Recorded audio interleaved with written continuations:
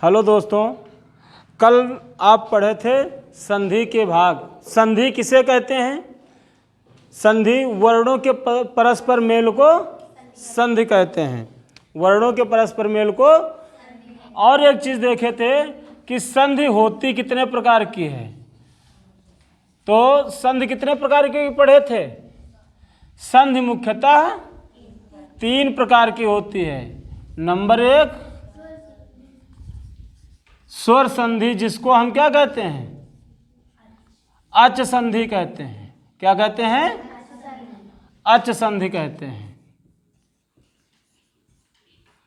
Number 2 व्यंजन संधि। व्यंजन संधि का दूसरा नाम क्या है? हल संधि। और नंबर 3 विसर्ग संधि। ठीक है। विसर्ग क्या है? अयोगवाह है।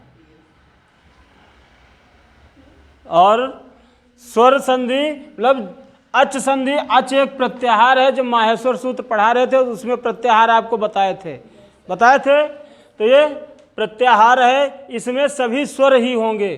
स्वरों के मेल को हम स्वर संधि कहते हैं। किसको कहते हैं? तो स्वर प्लस स्वर बराबर स्वर ही परिवर्तन होगा। क्या होगा? स्वर ही परिवर्तन होगा। व्यंजन में क्या है? व्यंजन प्लस स्वर या व्यंजन बराबर क्या होगा? व्यंजन। और विसर्ग में विसर्ग प्लस स्वर या व्यंजन बराबर स्वर भी हो सकता है, व्यंजन भी हो सकता है और विसर्ग भी हो सकता है। विसर्ग भी हो सकता है।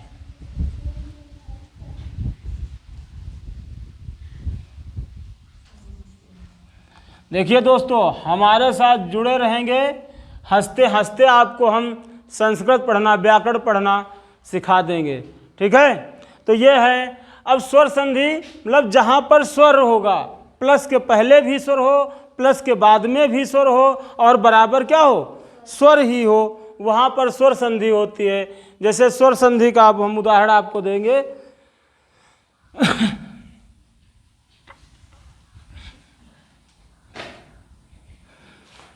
स्वर संधि का उदाहरण जैसे लिखा हुआ है, विद्या प्लस आलय। अब देखिए इधर कौन सा है? आ। इधर कौन है? आ बराबर दीर्घ आ होगा। क्या होगा? दीर्घ आ होगा। तो ये क्या होगा? विद्यालय। क्या हो जाएगा? विद्यालय। दूसरा जैसे पर प्लस उपकार। अब इधर कौन सा स्वर आ रहा है? इधर ह्रस्व आ रहा है। क्यों? क्योंकि जब आपको बताए थे तो व्यंजन कितनी मात्रा वाला है? आधी मात्रा वाला है। व्यंजन बिना स्वर के उच्चारित नहीं किया जा सकता है। उच्चारित किया जा सकता है? नहीं उच्चारित किया जा सकता है। और जब बिना स्वर के उच्चारित नहीं किया जा सकता है तो यहाँ पर हमको क्या मिल रहा है? आ मिल रहा है। और इधर क्या होगा? तो इधर क्या होगा? प र आ और फिर प्लस के बाद में क्या है? उ। फिर इधर क्या बचा? पकार। ठीक है। अब इन दोनों में संबंध स्थापित हो जाएगा, मतलब दोनों एक में मिल जाएंगे। और जब मिलेंगे तो क्या हो जाएगा? तो इनको और इनको मिलकर के क्या हो जाएगा? ओ हो जाएगा। और जब ओ हो जाएगा तो ये बराबर क्या हो जाएगा? परोपकार हो जाएगा। ये आपका स्वर संधि का उदाहरण है। देखिए यहाँ पर आ और आ मिला तो दीर्घ आ हुआ, आ और उ मिला तो क्या हुआ, ओ हुआ, तो परोपकार हो गया। ये क्या है, ये स्वर संधि का उदाहरण है। और अब आपको हम बताएंगे व्यंजन संधि।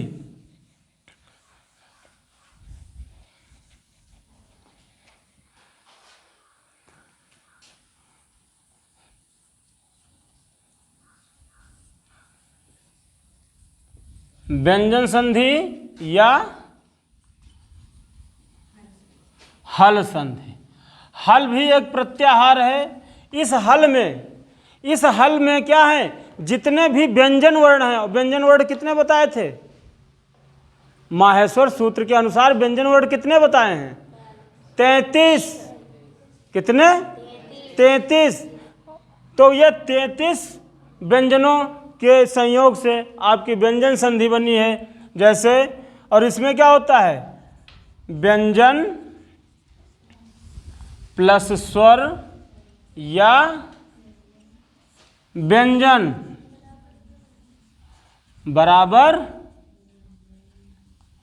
व्यंजन, मतलब व्यंजन के बाद चाहे स्वर आए चाहे व्यंजन आए तो दोनों क्या होगा, मिलकर व्यंजन होगा। क्या होगा, व्यंजन होगा। जैसे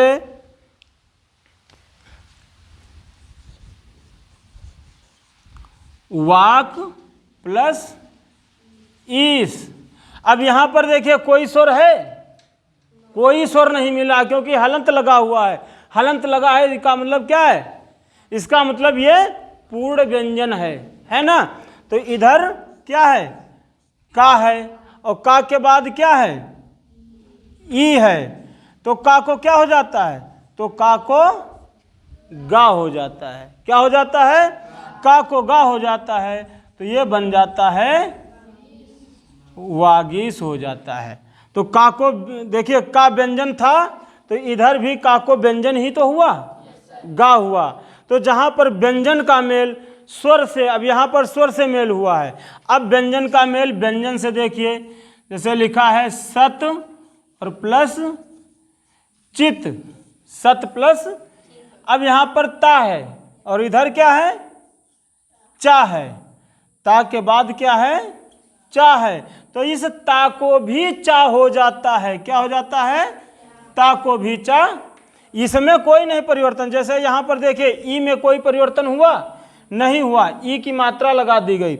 इसी प्रकार इस चा में कोई परिवर्तन नहीं होगा। यहां पर ता को चा हो जाएगा और बराबर ये क्या बन जाएगा, सच्चित बन जाएगा दोस्तों। ठीक है, तो इस प्रकार आप हमारे साथ जुड़े रहिए। आपको हम खेल खेल में ही संस्कृत सिखाएंगे, है ना। अब देखिए विसर्ग संधि।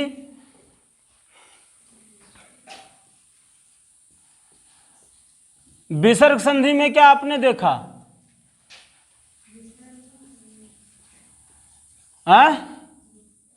विसर्ग में देखा कि पहले क्या होगा, विसर्ग होगा। क्या होगा, विसर्ग होगा।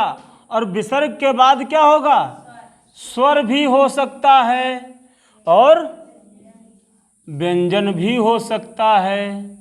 तो बराबर परिवर्तन क्या होगा, विसर्ग को स्वर भी हो सकता है, विसर्ग को व्यंजन भी हो सकता है ना।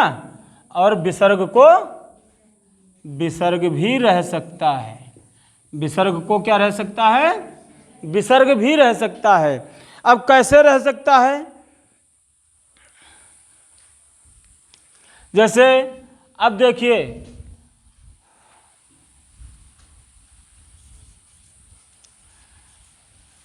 हरि प्लस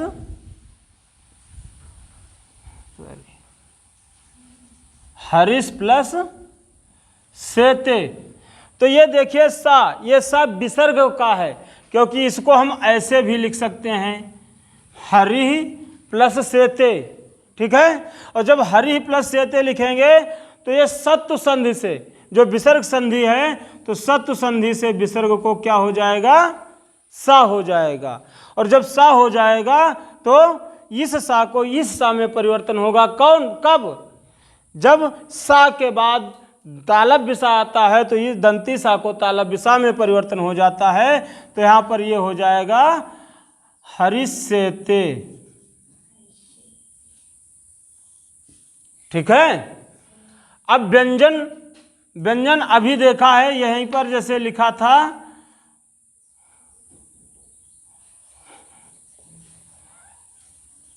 कह प्लस तनोति, कह प्लस, अब यहां पर देखिए विसर्ग है, विसर्ग के बाद ता है, तो इस विसर्ग को क्या हो जाएगा, विसर्ग को सा हो जाएगा और ये क्या हो जाएगा, कस तनोति हो जाएगा, नहीं हो जाएगा।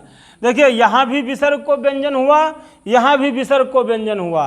अब देखते हैं विसर्ग को स्वर कहाँ होता है, तो यहाँ पर लिखे हैं कह प्लस आपि, कह प्लस आपि। अब यहाँ पर विसर्ग है और विसर्ग के बाद आ है, तो इस विसर्ग को वो हो जाता है, क्या हो जाता है, वो हो जाता है और एक को आपि बन जाता है। क्या बन जाता है, तो विसर्ग को व्यंजन हुआ, विसर्ग को स्वर हुआ।